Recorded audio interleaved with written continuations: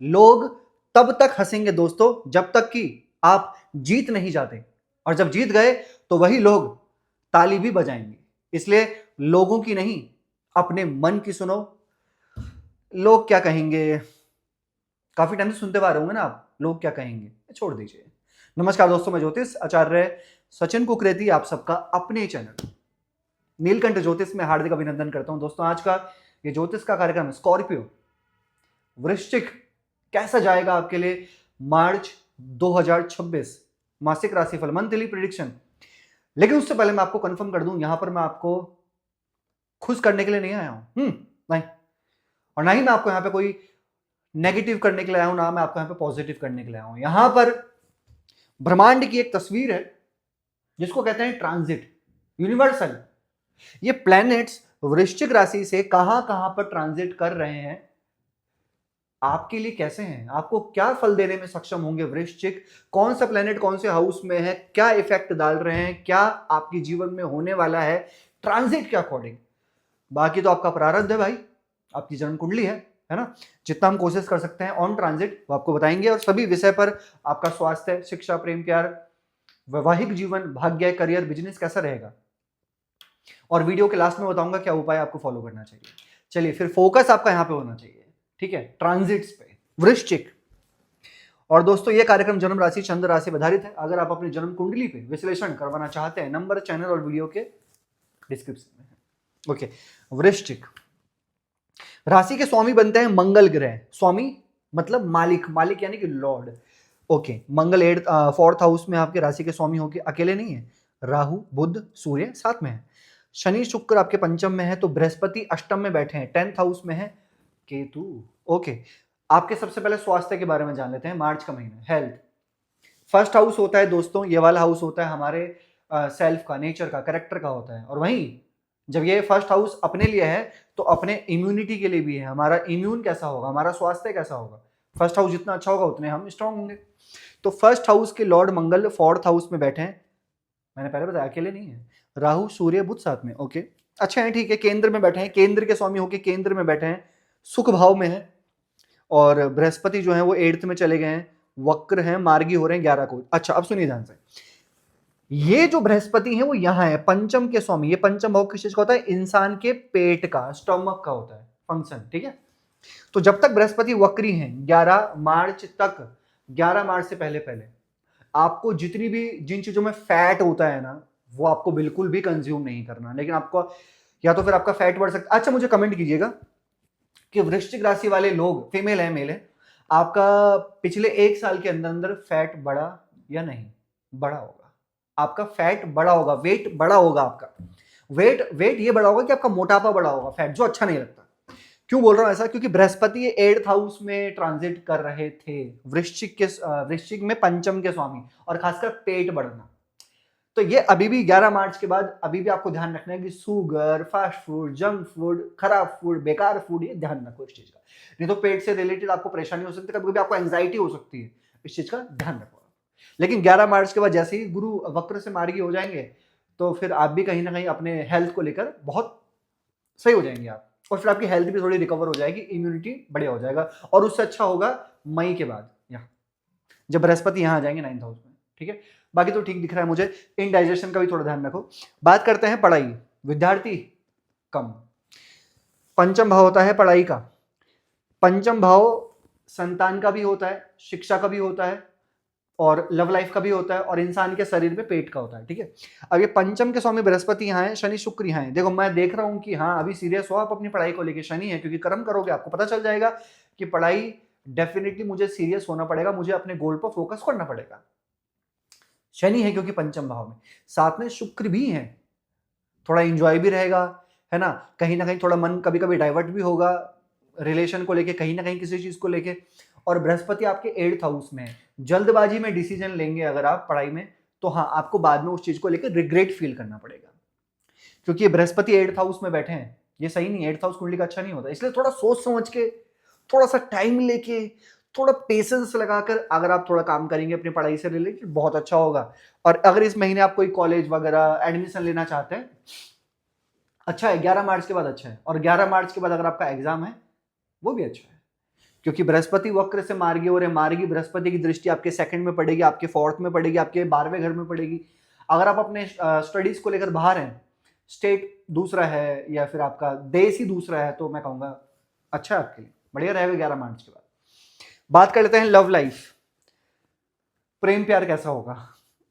राशि स्वामी मंगल यहां और बृहस्पति यहां, बृहस्पति की 9वीं दृष्टि मंगल पे, राशि स्वामी पे, गुरु और मंगल का कनेक्शन बन रहा है क्योंकि गुरु मंगल को देख रहे हैं और गुरु ओके 5th लॉर्ड हैं।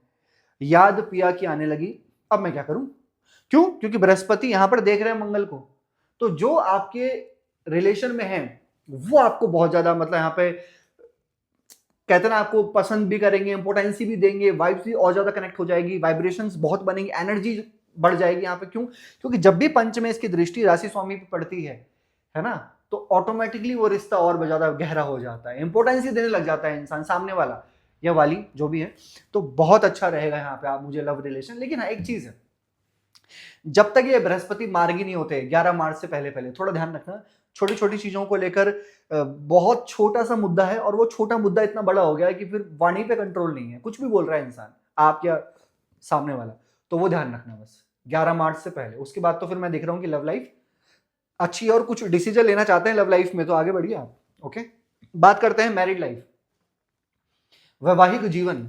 7th हाउस होता है दोस्तों मैरिड लाइफ का, 7th लॉर्ड बनते हैं विनस, शुक्र ग्रह, यहां है पंचम में, यहां देख रहे हैं 7th लॉर्ड का कनेक्शन 11th हाउस से।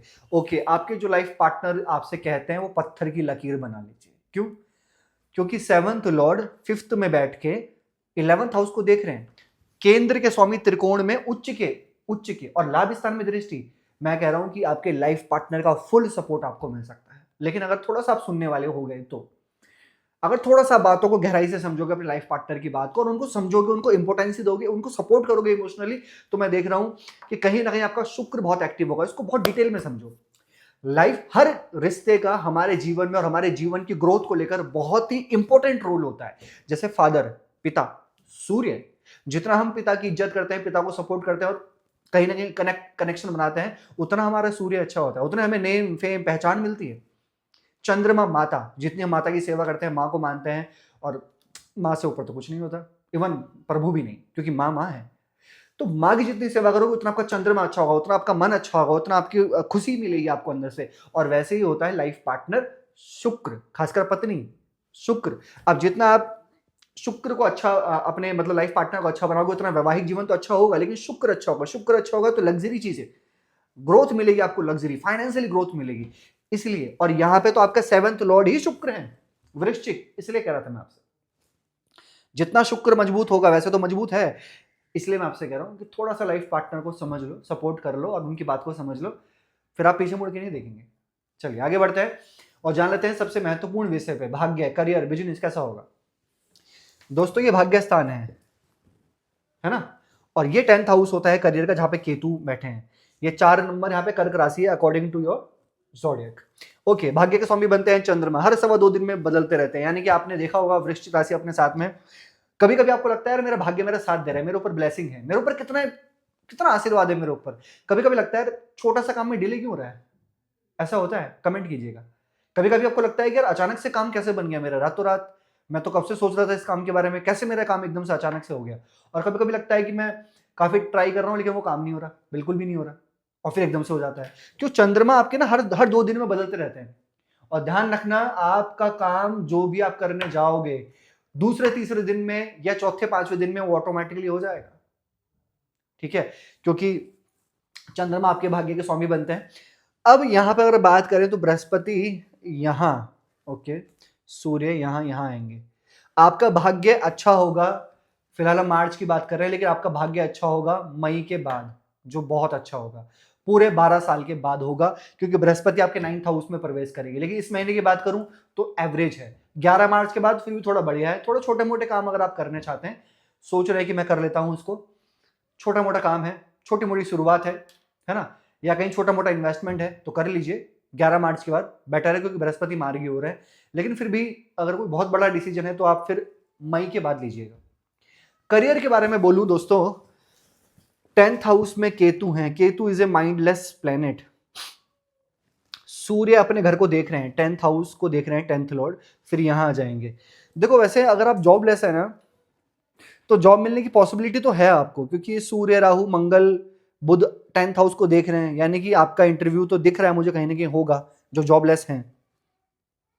फिर सूर्य जो है 10th लॉर्ड होकर 11th हाउस को देखेंगे, तो जॉब मिलने की पॉसिबिलिटी है 11-12 मार्च के बाद। और जो पहले से ही वर्क कर रहे हैं अच्छा रहेगा उनके लिए काम, लेकिन थोड़ी कंफ्यूजन भी है, क्योंकि 10th लॉर्ड सुख भाव में, आप चाहते हैं कि मुझे पूरे करियर का, काम का पूरा सुख मिले, मिलेगा भी। आप चाहते हैं कि मुझे पूरा सुख मिले, मिलेगा भी, लेकिन राहु भी साथ में बैठे हैं, मंगल भी साथ में बैठे हैं। इसका मतलब कि कभी कभी उस सुख में थोड़ी सी दिक्कत आ जाएगी, कभी कभी थोड़ी ऑब्स्टेकल्स आ जाएंगे। मतलब आपको लग रहा है कि अब मैं चैन से बैठ रहा हूँ, मेरा काम पूरा हो गया, और अचानक से एकदम आपके पास में बहुत सारा काम आ गया, एकदम से आप शांति से बैठे हैं काम करके, लेकिन एकदम से कोई रिस्पॉन्सिबिलिटी आपके पास में आ गई। तो वो कभी कभी हो सकता है। और केतु भी है यहाँ पे, कभी कभी आपका खुद का मन कभी कभी काम से भागेगा, थोड़ा डिसैटिस्फैक्शन लगेगा आपको, लेकिन फिर भी मैं देख रहा हूँ 70% करियर अच्छा है आपका, और आप कर लेंगे अपने काम को। नेम फेम भी हो सकता है, कुछ अचीवमेंट्स भी मिल सकती है, क्योंकि सूर्य केंद्र में है बस, लेकिन मिलेगी तो 13-14 मार्च के बाद, उससे पहले नहीं। 13-14 मार्च के बाद और करियर आपका बेटर है, लेकिन आपके अंदर थोड़ा ईगो और थोड़ा सेल्फ एटीट्यूड भी हो सकता है। होना अच्छा है, लेकिन बहुत ज्यादा होना अच्छा नहीं है एटीट्यूड। ओके, तो बिजनेस के बारे में बात करूं दोस्तों, बिजनेस को लेकर यह महीना अति अति अति सर्वश्रेष्ठ है, क्योंकि शुक्र उच्च के हैं, बुध केंद्र में है, शुक्र आपके 11th हाउस को देख रहे हैं। लग्जरी ज्वेलरी से रिलेटेड कार्य है, क्लॉथिंग, रेस्टोरेंट्स, होटल्स, या फिर आपका कोई काम है फोटोग्राफी, वीडियोग्राफी, कुछ कलात्मक काम है आपके, स्टूडियोज वगैरह से रिलेटेड, तो ये सारे कार्य आपके लिए चलेंगे बहुत अच्छे। या फिर लोहे से रिलेटेड, मशीन से रिलेटेड काम है, चलेगा। क्या उपाय करने चाहिए वृश्चिक आपको? सबसे पहले तो आपके इष्ट बनते हैं बजरंगबली, हनुमान जी को प्रसन्न करते रहो जितना करना है, ठीक है। हनुमान चालीसा का पाठ करो डेली, बहुत अच्छा रहेगा। मंगल का बीज मंत्र करो, ओम क्राम क्रीम क्रोम सब हमाय नमः, उगते हुए सूर्य को जल चढ़ाइए, और सुबह सुबह देवों के देव महादेव, यस, ओम नमः शिवाय का जाप करो 108 बार डेली। कैसे लगे आपको वीडियो? लाइक कीजिएगा, शेयर कीजिएगा, बने रहेगा दोस्तों हमारे साथ में। हर हर महादेव।